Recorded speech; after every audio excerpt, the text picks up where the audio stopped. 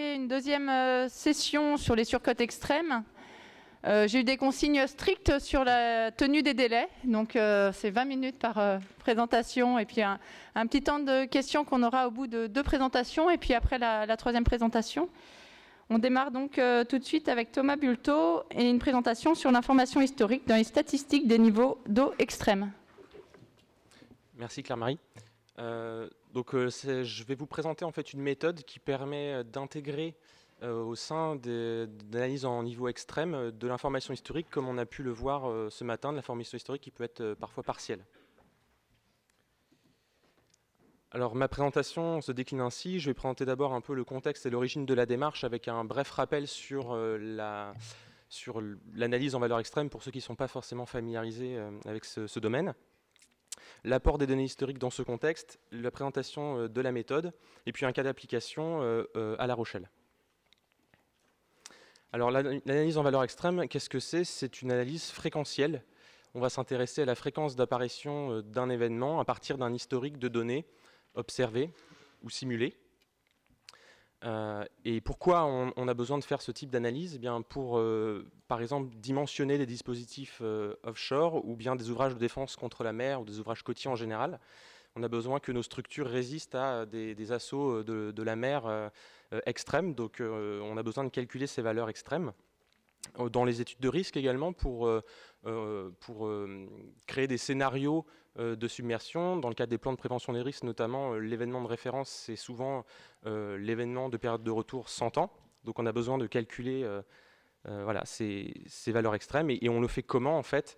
Eh bien, grâce à une théorie mathématique qui s'appelle la théorie des valeurs extrêmes, qui décrit le comportement asymptotique de variables lorsqu'elles sont maximales.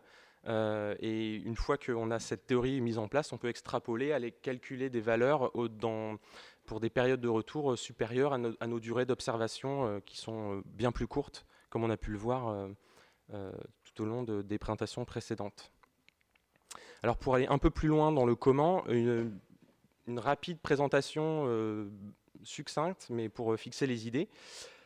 On a une série temporelle de notre variable d'intérêt, ça peut être donc une série marégraphique de niveau d'eau. Une méthode classique consiste à sélectionner ensuite un échantillon, rééchantillonner notre série avec des maxima. Donc on va fixer un seuil U au-delà duquel on va prendre les maxima de chaque événement qui dépasse ce seuil. Et à partir de cet échantillon de maxima, on va ajuster une loi mathématique, une distribution de probabilité, en l'occurrence la loi GPD, donc distribution de Pareto généralisée, qui a cette forme un peu barbare. C'est une loi à 2 paramètres, donc ajuster cette loi, ça consiste à trouver les valeurs des paramètres sigma et xi les plus adéquates pour représenter nos données. Alors la loi GPD, je l'ai remise ici en plus grand. Une fois qu'on a ajusté cette loi, classiquement, on regarde graphiquement nos valeurs de retour en fonction de la période de retour. Pour ça, on a besoin donc de transformer cette probabilité en période de retour. Donc on le fait à travers cette équation où on relie donc, nos valeurs d'intérêt xt en fonction de la période de retour t. La période de retour, c'est une période durant laquelle l'événement d'intérêt survient en moyenne une fois. Lambda, c'est le nombre d'événements par an. Une fois qu'on a résolu cette équation, on peut représenter sous la forme d'un graphique la valeur de retour en fonction de la période de retour. Alors comme on a ajusté, en général, classiquement, on a une estimation de nos paramètres sigma et xi, qui sont représentés par la lettre θ ici. On a une courbe, la courbe en trait plein, et puis on associe à cette courbe des intervalles de confiance qui caractérisent l'incertitude d'échantillonnage de nos données. Plus on a de données, plus l'incertitude est réduite. Et une fois qu'on a ajusté cette loi, donc on va pouvoir aller calculer pour une période de retour par exemple centenale, on va aller chercher et lire sur la courbe directement la valeur qui nous intéresse. Plus on va extrapoler sur des périodes de retour élevées, plus les incertitudes vont être importantes. Donc voilà pour le bref rappel. Les problèmes qu'on rencontre dans l'analyse classique en valeur extrême, on en a plusieurs. Hein. Le principal, c'est que les séries temporelles dont on dispose dans les marégraphes sont des séries temporelles courtes. On l'a vu dans la présentation de Déborah tout à l'heure, par exemple, sur les ports de France, à part à l'exception de Brest, où on a 150 années de données. En général, on a 30 à 40 années de données. Ça nous limite en fait sur la période justement de retour maximale que l'on peut considérer. On a également parfois des valeurs aberrantes, ce qu'on appelle des hors-seins, donc des points qui sortent vraiment de l'ordinaire par rapport au reste des observations. Ça rajoute des incertitudes. Et puis on a aussi parfois des données manquantes, des trous dans l'enregistrement des marégraphes, les marégraphes qui tombent en panne pendant des tempêtes par exemple, et donc justement qui nous empêchent d'avoir des données. Donc tout ceci génère des incertitudes. Et alors pour donner juste un exemple, voilà la série temporelle marégraphique horaire au port de La Palisse, donc à La Rochelle, des niveaux d'eau. Donc on voit, on a des données depuis 1941 jusqu'à 2013, mais on a des gros trous dans nos données.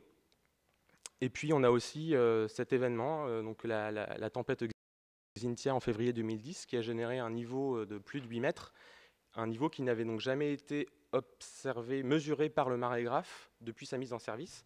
Ce qui fait que si on fait une analyse classique directement sur cette série, eh bien on se retrouve avec par exemple le graphe de droite, et donc on a des incertitudes énormes et on ne sait pas trop quoi dire par rapport à notre ajustement et aux valeurs extrêmes que l'on peut calculer à partir de cette loi. Donc pour résoudre ce problème, l'idée c'est de pouvoir allonger la série, de couvrir les trous ou d'augmenter la représentativité de l'or-sein dans l'échantillon. Et donc une des méthodes, c'est d'aller regarder ce qui s'est passé dans le passé. Donc avant la période de mesure marégraphique, on a eu de nombreux épisodes violents qui ont généré des submersions, comme on a pu le voir dans les présentations précédentes. Donc on a beaucoup d'archives, hein, je ne vais pas revenir là-dessus puisque ça a été extrêmement bien détaillé par nos historiens ce matin. Donc des cartes postales par exemple qui nous montrent des niveaux d'eau, des rues inondées, donc ça donne des indications sur les niveaux d'eau qui ont pu être atteints pendant des tempêtes. Donc on a des photos, on a aussi de nombreux textes d'archives. Là de nouveau un exemple, donc par exemple le 23 janvier 1890, hein, dans le courrier de La Rochelle, où on peut lire que la mer a dépassé de plus de 20 cm le couronnement des quais du Vieux-Port de La Rochelle. Donc on sait que pendant cette tempête, le niveau d'eau a atteint au moins l'altitude des quais du Vieux-Port de La Rochelle. C'est une information partielle, on n'a pas la valeur exacte du niveau atteint, mais c'est une information capitale et qui peut être intégrée dans la méthode que je vais vous présenter maintenant. Donc c'est une méthode qui est en fait adaptée de travaux sur l'inondation fluviale. Quel type d'informations historiques déjà on peut rencontrer? On peut rencontrer donc, des valeurs exactes, c'est très rare. La plupart du temps, on a des informations de type borne inférieure. On sait que le niveau a atteint au moins telle altitude. On peut aussi rencontrer ou encadrer certains niveaux dans un intervalle. Donc voilà le type d'information historique. Maintenant, classiquement, dans l'approche classique, on va dire, pour faire une analyse en valeur extrême, comme je disais tout à l'heure dans mon préambule, on a des observations marégraphiques, on rééchantillonne notre série temporelle avec une méthode POT, et puis à partir de là, on va ajuster une loi, GPD, distribution de généralisée de Pareto. On peut le faire classiquement par la méthode du maximum de vraisemblance, donc on calcule une fonction de vraisemblance, et puis on va chercher à maximiser cette fonction, trouver les valeurs des paramètres sigma et xi qui vont maximiser cette fonction. Dans la nouvelle approche que je vous présente ici, on va de nouveau calculer une fonction de vraisemblance, mais on va incorporer l'information historique dans cette fonction de vraisemblance, et puis on va pas seulement chercher à calculer notre meilleure estimation des paramètres sigma et xi, on va chercher à caractériser l'incertitude de manière plus générale, donc à obtenir la distribution intégrale, la distribution de probabilité de ces paramètres sigma et xi. Et on le fait ça grâce à un cadre bayésien qui est bien adapté à la caractérisation des incertitudes. Et en fait, pour faire simple, donc la distribution de θ qu'on appelle la distribution a posteriori, elle est directement reliée à la fonction de vraisemblance par le théorème de Bayes, que je vais rappeler ici. Et donc sans rentrer dans les détails, ensuite on utilise un algorithme, une simulation de Monte-Carlo à base de chaînes de Markov, MCMC, qui permet d'échantillonner cette distribution a posteriori pour obtenir voilà, cette distribution des paramètres de la loi GPD. Donc on caractérise vraiment toute l'incertitude sur ces paramètres à partir de nos données. Alors l'avantage de cette approche bayésienne, c'est qu'elle permet de calculer une distribution de probabilité prédictive de nos résultats. Donc j'ai présenté tout à l'heure l'approche classique avec une estimation unique des paramètres θ qui nous donne une loi, la loi la courbe rouge en trait plein sur le graphe de gauche. On associe des intervalles de confiance pour caractériser l'incertitude sur nos données. Si je devais interpréter donc, le graphe de gauche, pour donner un exemple, on dirait par exemple la meilleure estimation du niveau qui est dépassé en moyenne une fois tous les 50 ans, si on considère la période de retour 50 ans, c'est 7,50 m, et un intervalle de confiance à 95%, par exemple. Pour ce niveau, c'est 7,30 m, 8 m.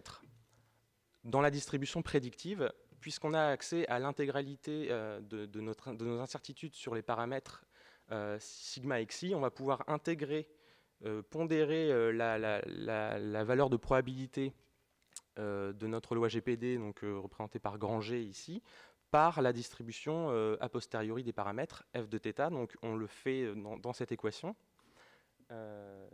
ici.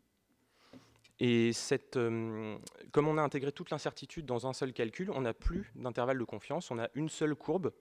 Et c'est une distribution prédictive, puisque l'interprétation, pour faire le pendant de l'exemple de gauche, l'interprétation, ce serait celle-ci. Étant donné toute l'information disponible dont je dispose à cet instant, il y a une probabilité 1 sur 50, donc 0,02, que le niveau maximum de l'an prochain dépasse 7,60 m. On est bien dans de la prédiction, puisqu'on a intégré toute l'information qu'on avait à un instant T. Alors, je vais passer sur ces aspects de la méthode qui décrivent la fonction de vraisemblance. C'est un peu technique. Juste un point.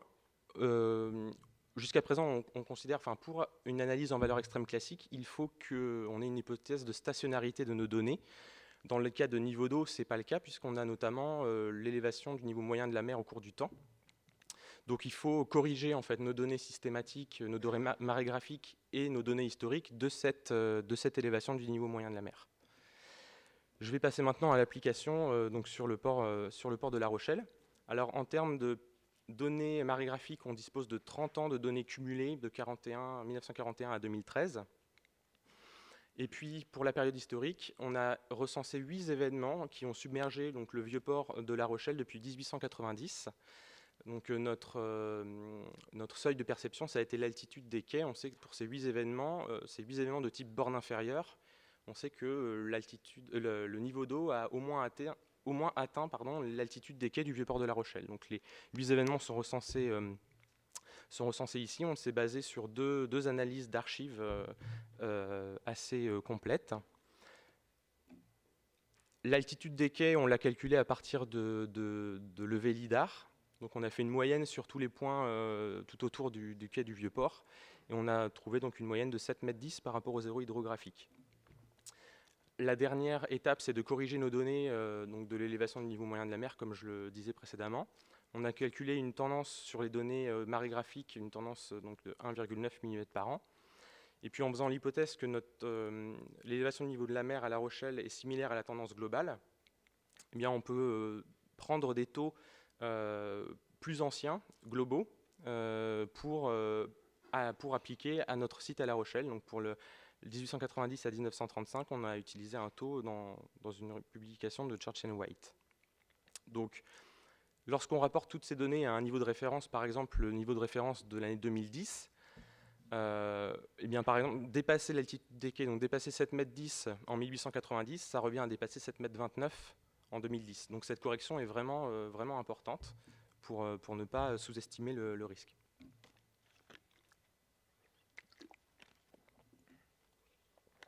Alors je vais vous présenter deux résultats à partir de deux questions qu'on peut se poser.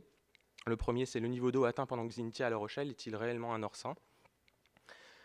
Vous vous doutez peut-être de la réponse, mais si on compare deux cas, à gauche on a les données marégraphiques jusqu'à la fin de l'année 2010, et à droite également, mais sans information historique à gauche et avec nos 8 événements historiques à droite.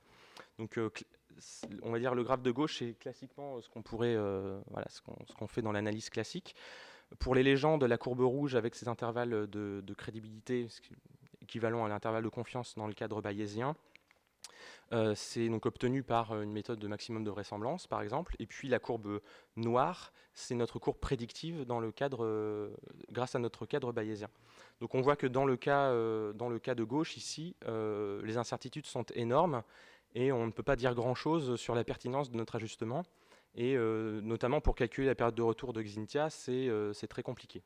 À droite, quand on rajoute nos 8 événements historiques, on réduit grandement l'incertitude, on le voit par rapport aux intervalles de confiance, de crédibilité qui sont bien plus étroits. Et puis visuellement aussi, le Xynthia n'apparaît plus forcément comme un hors-sein. On calcule une période de retour estimative standard, donc sur la courbe rouge, de 220 ans environ. C'est un ordre de grandeur. Une deuxième question, aurait-on pu prédire la probabilité annuelle de dépassement d'un tel niveau d'eau avant 2010, donc avant que la tempête ne se produise? On va considérer 3 cas pour répondre à cette question.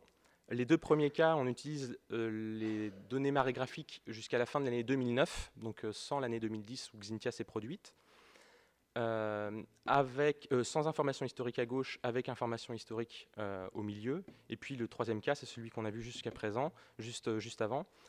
Toutes les données systématiques marégraphiques jusqu'à la fin de 2010 avec les données historiques. Donc si on regarde le graphe de gauche, ce qu'on peut voir, c'est que la courbe estimative standard, donc en rouge, elle est bornée. Donc on a une valeur maximale qui est prédite par notre loi théorique. Et cette valeur maximale, il se trouve qu'elle est inférieure au niveau d'eau atteint pendant Xynthia, donc était de plus de 8 mètres. Donc on voit bien ici la limite d'utiliser que nos données marégraphiques récentes. Xynthia n'aurait pas dû se produire si on utilisait voilà, cette loi. En revanche, si on considère la courbe prédictive en noir, on a environ une chance sur 1000 pour qu'en 2010, on ait un niveau d'eau max sur l'année 2010 qui atteint ou dépasse celui de Xynthia.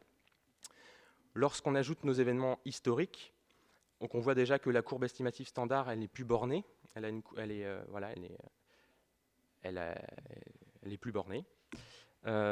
Et on estime une période de retour classique de 500 ans environ pour le niveau d'eau de Xynthia. Et si on regarde la courbe prédictive, cette fois on a une chance sur 270 environ d'avoir un niveau d'eau qui atteint au moins celui de Xynthia en 2010, pour 2010. Donc on voit qu'on a 5 fois plus de chances de prédire, on a prédit avec 5 fois plus de chances un niveau d'eau comme celui de Xynthia par rapport au cas où on n'a pas utilisé l'information historique.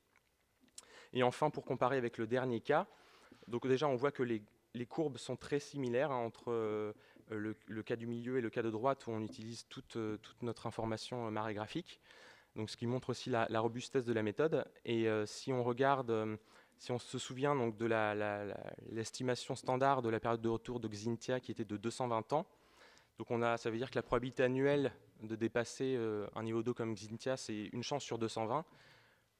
En 2009, fin 2009, avec les informations historiques, on prédisait donc une chance sur 270. Donc on est dans les bons ordres de grandeur pour prédire cette probabilité annuelle de dépassement. Donc pour conclure, je rappelle les 2 principaux résultats. Donc c'est pour ce cas particulier à La Rochelle. L'utilisation de l'information historique, ça a permis de relativiser le caractère d'hors-sein du niveau d'eau enregistré pendant Xynthia. Et on a vu aussi que les incertitudes associées ont été grandement réduites. Sans Xynthia, l'utilisation de l'information historique disponible permet de prédire le born ordre de grandeur de la probabilité annuelle de dépassement d'un tel niveau. Et on a effectivement aussi des limites et des incertitudes sur cette méthode. En particulier, on a supposé que la série marégraphique au niveau du port de la palisse, donc disponible sur le site datashom.fr, donc ici, c'était comparable avec les informations qu'on avait au vieux port de La Rochelle, les informations historiques. Le vieux port de La Rochelle est ici, donc on a 5 km d'écart ici, et puis sûrement des effets de site. Donc c'est une hypothèse qu'on a faite, mais ça mériterait d'être fouillé pour voir effectivement si on peut comparer, si on a le même niveau aux 2 endroits. L'estimation du seuil de perception, donc c'est l'altitude des quais, on a fait une moyenne sur les points autour du quai, mais ça reste une moyenne, donc il y a une incertitude associée à ce niveau. Classiquement, lorsqu'on a juste une loi GPD, on a la question de la subjectivité du choix du seuil U pour sélectionner nos échantillons de maxima. Donc ça, c'est une incertitude classique en analyse des valeurs extrêmes. Et puis, la variabilité saisonnière et la variabilité interannuelle qui n'ont pas été prises en compte ici. Alors, on peut s'affranchir souvent de la variabilité saisonnière si on prend un seuil U suffisamment haut. En général, on se concentre sur la période hivernale.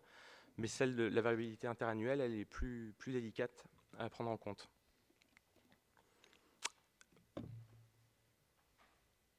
En termes de perspective, ça serait de quantifier l'offset qu'il peut y avoir entre les deux points. D'utiliser l'approche bayésienne dans le cadre d'un calcul indirect des niveaux de extrême. Là, ce qu'on a fait, c'est une approche directe, c'est-à-dire qu'on a directement ajusté une loi statistique sur des niveaux d'eau, sans séparer le signal déterministe qui est la marée et le signal aléatoire qui est la surcote. C'est quelque chose de très difficile à faire dans le cadre de l'information historique, puisque les données qu'on peut avoir sont en termes de submersion, les données qualitatives en termes de submersion, donc on n'a pas d'informations sur la surcote. Donc c'est une limite. Une autre perspective, c'est d'intégrer différentes sources de données, modèles, informations historiques, observations, avec leurs propres incertitudes. Le cadre bayésien mis en place dans la méthode permet de prendre en compte ces différentes sources d'incertitudes et aussi peut-être prendre en compte aussi la variabilité interannuelle. Je vous remercie de votre attention.